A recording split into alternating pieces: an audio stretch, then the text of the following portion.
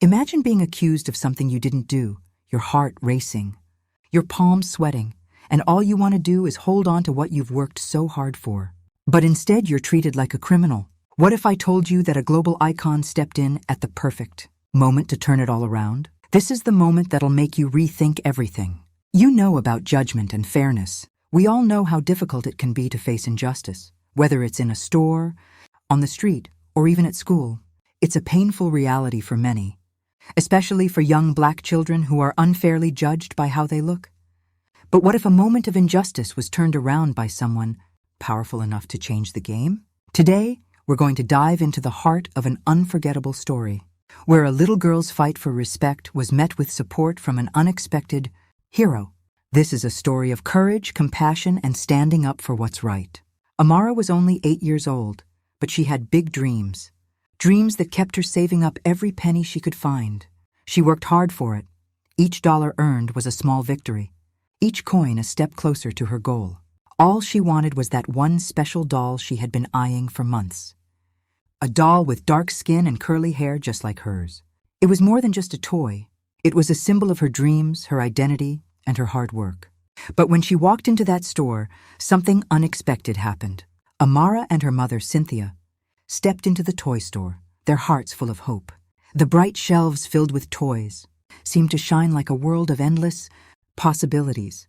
Amara, full of excitement, couldn't help but gaze at the limited edition doll sitting at the center of one of the shelves. It was everything she had imagined, a perfect reflection of herself. Cynthia watched her daughter's face light up. She had worked hard to help her get this far, and now, it seemed Amara was on the brink of fulfilling one of her biggest dreams. But as they approached the checkout, the mood shifted. A security guard, tall and cold, had been watching them from the corner of the store. His eyes flicked from Amara to the other customers with a look that didn't belong. The tension was palpable. Amara's small hands gripped the doll tightly, her excitement overwhelming as she walked towards the checkout. The toy was more than just a plastic figure to her. It was the reward for months of hard work. Every dollar she saved had been a little victory, a step closer to her dream. Her mother, Cynthia, watched her daughter with pride. Though there was a quiet sadness in her eyes, she knew how hard Amara had worked to make this moment happen. They walked through the toy aisles, the hum of the store's air, conditioning mingling with the soft shuffle of footsteps. The toys, bright and colorful, seemed like an endless world of possibilities. Amara's eyes danced across the shelves, her heart racing as she thought about her doll. The limited edition was just perfect, an image of herself. With deep brown skin and tight curly hair, it was a reminder that she was beautiful and worthy, something her mother had worked hard to instill in her. But in that moment, something changed. The excitement she had felt only seconds, ego started to shift as she noticed the man, watching them. At first, Amara thought nothing of it. The store was busy, after all, and people came and went all the time. But then she saw the security guard again, standing just inside the entrance. He was tall, his uniform neat but uninviting, and his eyes were fixed on her, following her every move. His posture was rigid, arms crossed, but there was something in the way he watched them that made Amara uneasy. Her mind raced. Was something wrong? She couldn't figure it out, but she tried to push the feeling away. After all, she had done everything right. She had saved the money for this doll all on her own, and it had been a struggle. Cynthia had always told her that working hard paid off, and Amara believed that. Today, it was her reward. She was ready to buy the doll and feel proud of herself. Amara skipped ahead of her mother. The crinkled bills still clenched tightly in her hand. But just as she neared the register, she felt a sudden, sharp presence in front of her. The security guard stepped into her path, blocking her way. His eyes were hard, unblinking, and filled with an unsettling suspicion. "Excuse me, young lady," he said, his voice like ice. "We need to check your bag." The words hit Amara like a blow, freezing her in place. Her heart hammered in her chest. Her legs felt like they were made of stone, unable to move. She opened her mouth to speak, but no words came out. The confusion swirling in her mind made her dizzy. She had done nothing wrong. She wasn't stealing. She just wanted to buy the doll. I'm not stealing," she stammered, her voice small and shaky. "I was just going to pay for it." The security guard didn't soften. Instead, his face remained stern, his tone dismissive. "We need to check, just in case," he said. his eyes not leaving hers. Amara's fingers tightened around the doll, clutching it like it was the only thing in the world she could hold on to. Her small chest rose and fell in nervous breaths as she stared up at the man. His gaze was unwavering, as though he already knew what he thought of her. He didn't see a young girl excited to buy her first doll. No, he saw something else. Someone who didn't belong. Cynthia had been browsing a few aisles away, but as soon as she saw the exchange, her heart dropped. She rushed toward Amara, her voice calm but laced with worry. "What's going on here?" she asked, her hand reaching for her daughter. She instinctively knew that something wasn't right. Amara's face was flushed, her eyes wide with confusion and fear. This wasn't how it was supposed to be. Before she could say more, the store manager, Mr. Benson, appeared. He was a middle-aged man, taller than the security guard. But his presence was more oppressive than reassuring. He was the kind of man whose authority felt like a weight, pressing down on everyone in the room, not someone who would listen first before acting. "What's the issue here?" Mr. Benson asked sharply, his eyes moving quickly from the security guard to Amara and then to Cynthia. "This young lady is attempting to leave the store without paying," the security guard explained, his voice tinged with a sense of finality. The words felt like an accusation, cold and unfounded. "I wasn't stealing," Amara whispered again, her voice shaking now. She looked up at her mother, her eyes pleading. "I have the money to pay for it. I worked for it." Mr. Benson's eyes flicked from Amara to the crumpled dollar bills in her hand. There was a brief moment of silence, a long, uncomfortable pause. The manager didn't believe her. His eyes narrowed and his face twisted with suspicion. "Let me see your money," he demanded, his tone colder now. His words felt like a challenge. Amara's stomach twisted into knots as she opened her purse and pulled out the bills she had saved. They were all she had, every last cent of her savings. She had earned it herself, every bit of it. But as she handed it over, she felt a deep sense of shame. Not because she had stolen anything, she knew she hadn't, but because the way they were looking at her made her feel like she wasn't worthy of this doll, that she wasn't worth trusting. "How much is the doll?" Mr. Benson asked, his voice dripping with disbelief. Amara's voice trembled as she replied, "It's 45. Mr. Benson raised an eyebrow, clearly skeptical. "You saved that much money by yourself? How old are you, 8? His words were sharp, almost mocking. Amara felt a lump form in her throat.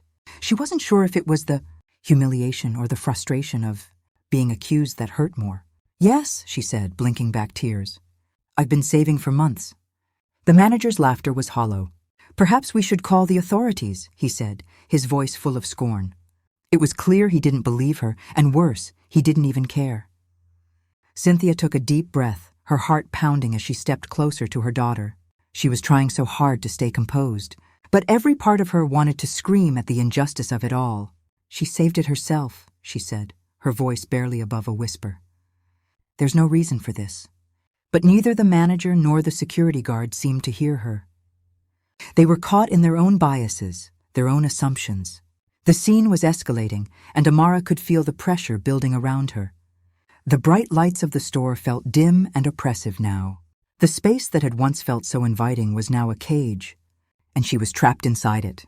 At that moment, as if fate had stepped in, the door to the store opened and a tall figure entered. The store's atmosphere was suffocating, thick with judgment and suspicion. The hum of air conditioning, once a welcome comfort, now felt oppressive, as if the very air had grown heavier with the weight of the moment. Amara stood frozen, clutching the doll close to her chest, the crumpled bills from her savings now a distant, irrelevant thing in her small hand. Her mother, Cynthia, stood beside her, visibly shaking, but still trying to maintain the quiet dignity she always taught her daughter to hold on to.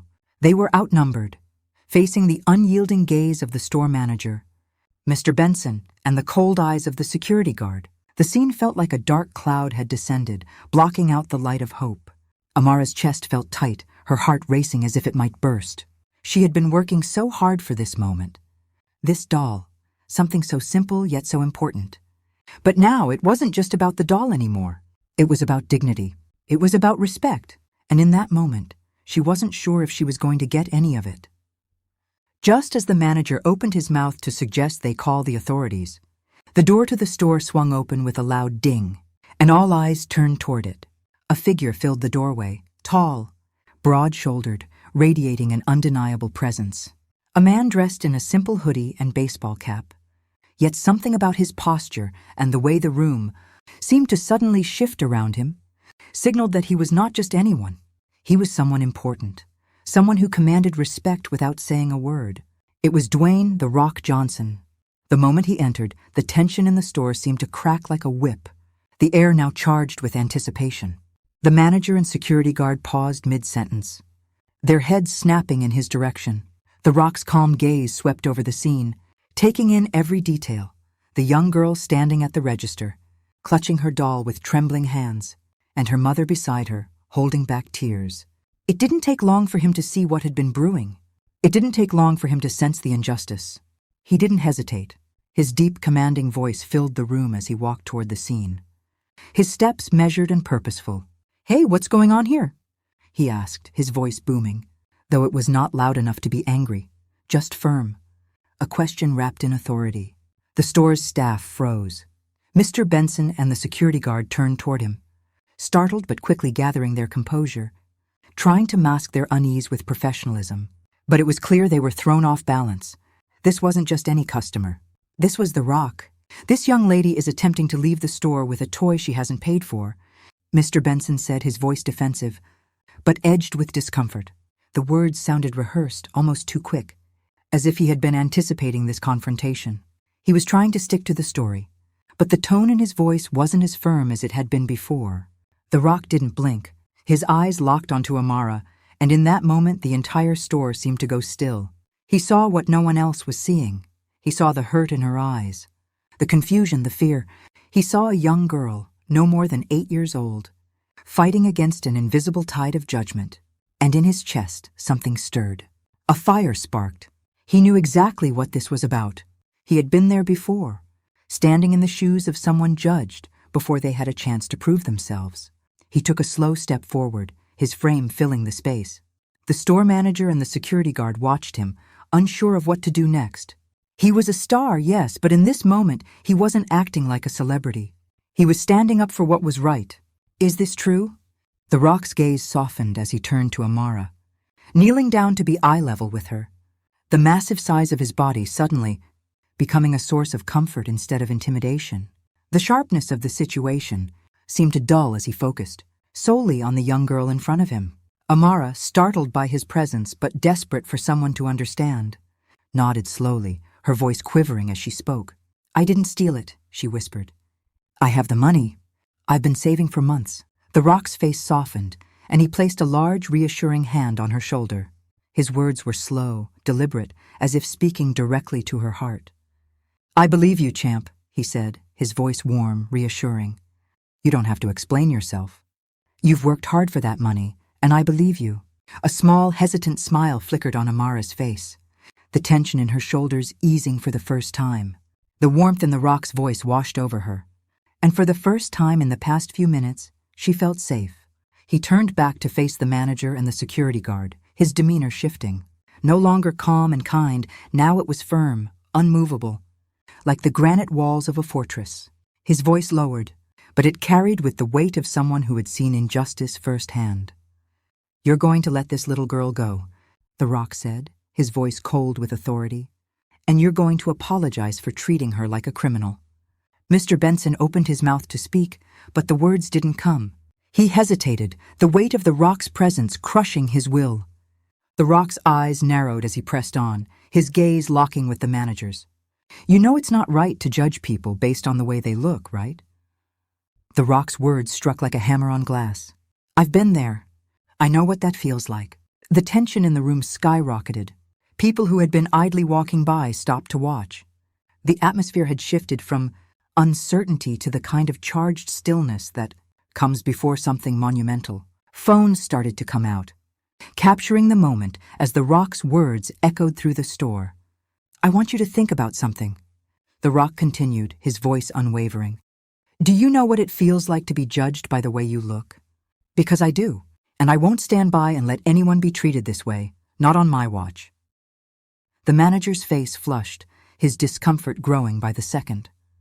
He shifted uneasily, clearly not expecting to be held accountable in front of a store full of customers. The security guard beside him looked away, not daring to meet the rock's gaze. Amara, still clutching her doll, looked up at the rock with wide eyes. Her chest felt lighter now, the fear that had gripped her beginning to lift. She saw a man standing up for her, not because of his fame, but because he knew what it meant to be treated unfairly.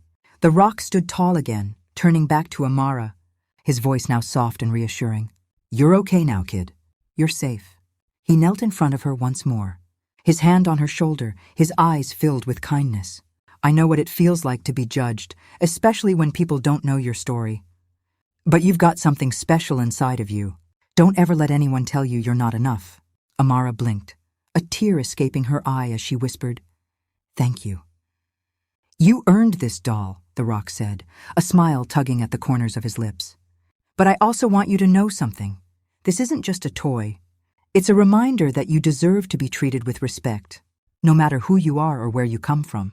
And as he stood tall once again, facing the manager and security guard, he made it clear.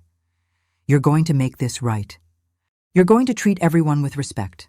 And you're going to make sure no one else has to go through this. Do you understand?" The manager nodded stiffly, his face red with embarrassment. No one said another word. Without hesitation, the rock turned back to Amara, offering a final reassuring smile as he walked toward the counter. In the weeks that followed, the rock's actions didn't fade into the background. His words sparked a wave of change at the store. The management implemented new training programs, focusing on racial sensitivity, bias awareness, and customer respect.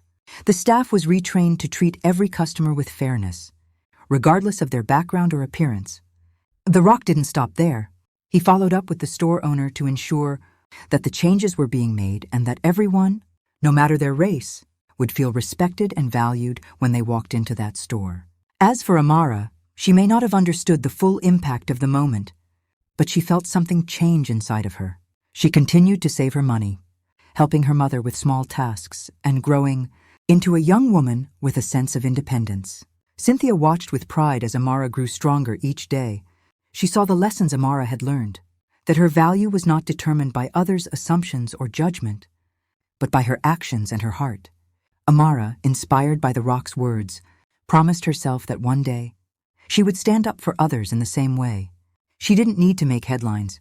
She just wanted to create small ripples of change in the world around her. Thank you so much for watching. I hope you found this story as powerful and inspiring as I did. If you enjoyed this video and want to see more amazing moments like this, make sure to hit that subscribe button and turn on notifications so you never miss out on our latest content. Your support means the world to us. And we're just getting started. So subscribe now and join our community of like-minded people who love powerful stories and positive change. Let's keep spreading the good vibes. Until next time, stay inspired, and I'll see you in the next video.